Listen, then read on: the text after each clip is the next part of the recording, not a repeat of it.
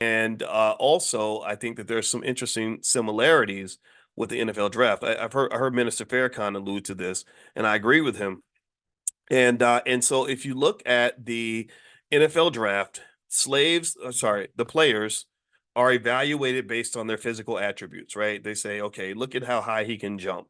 Look at how strong that Negro is. Look at how fast he can run, right? And so with slave auctions, same thing. They will put them up on a big block and look at how strong they were, and look at how tall they were, and what their age were. Look at their teeth, and stuff like that, and then come up with a conclusion like, okay, this Negro I'll pay this amount for, but this one I'll only pay that amount for because they're a little fatter or a little older or a little whatever, right? And so the NFL draft is interesting because not only are the assets, and remember, all these players are seen as assets. They are financial assets, similar to slavery. You have owners, just like you did in slavery. Most of those owners are white. Actually, all the NFL majority owners are white. I don't think there's not a black majority owner in the NFL, right? All the owners are white. Most of the great athletes are black, even though you have some whites in there as well, right? So it's not just a black white thing. It's just we tend to dominate on the athletic side. They dominate on the business ownership and economic side. And then also, if you know the life of an NFL athlete, it is one in which the owner that purchases the rights to you pretty much feels like he has control over your life.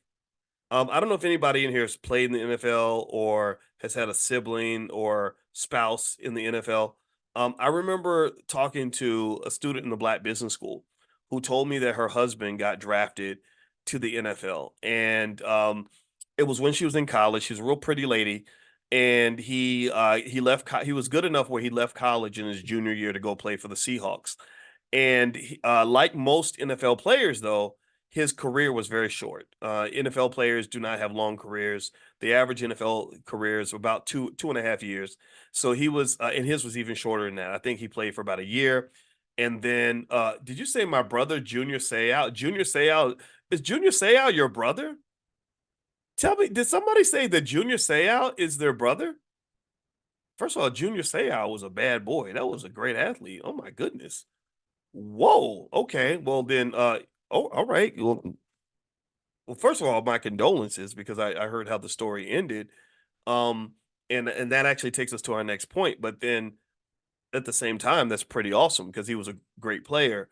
But at the same time, thank you for mentioning that.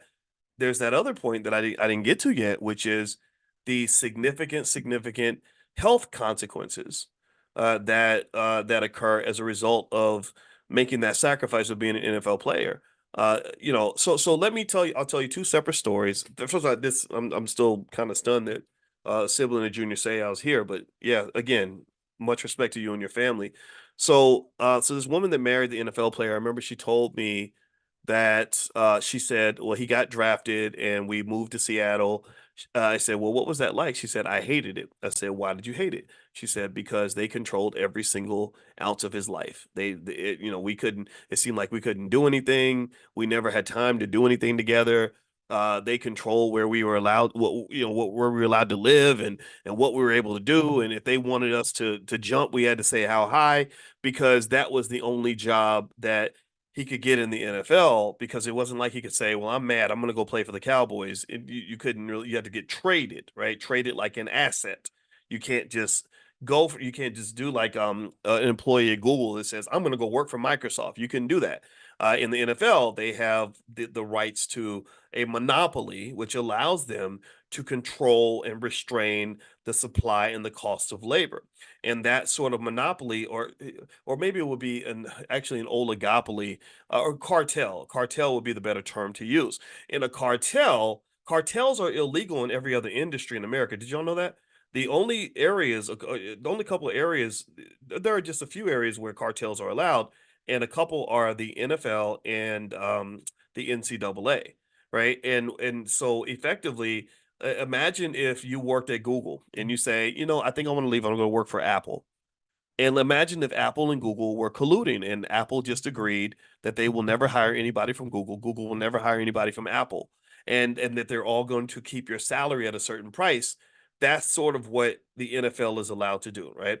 So anyway, she said that in the first season he got injured.